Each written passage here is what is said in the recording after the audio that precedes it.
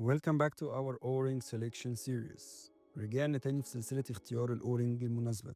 Today, we are revealing how pressure and a phenomenon called extrusion can destroy an O-ring if you ignore it. والنهاردة هنتكلم عن حاجة خطيرة جدا وهي الضغط والانبعاج وإزاي ممكن يبوظ الأورنج وإنت مش واخد بالك. Operating pressure is the force pushing the fluid to escape past the seal. ضغط التشغيل يعني القوة اللي بتحاول تزق السائل عشان يعدي من خلال السيل. If it's too high, the O-ring material gets squeezed into any small gap.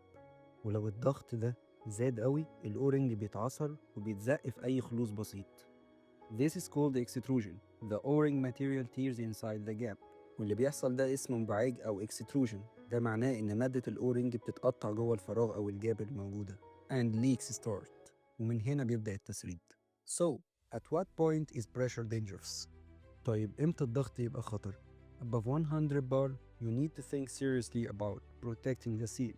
لو عدينا ال 100 بار لازم ساعتها نبدأ نأمن السيل كويس. And even 100 bar, vibration or pressure spikes can force extrusion.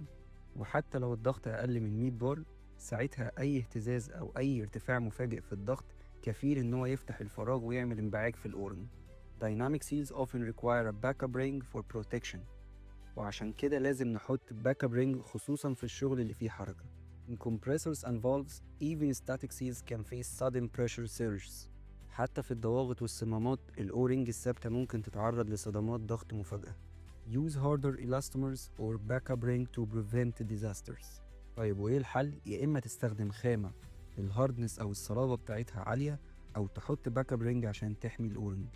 Design smart. Always check the pressure limits. صمم صح وراجع دايما حدود الضغط اللي انت بتشتغل عليها. I have left full references for you in the comments. وسبت في الكومنتات تحت كل المراجع المهمة اللي ممكن نحتاجها في التصميم. Next time we explore static versus dynamic seals. Don't miss it. واستناني في الحلقة الجاية هنتكلم عن الفرق الكبير بين الأورنج الثابتة والمتحركة. ما تفوتهاش.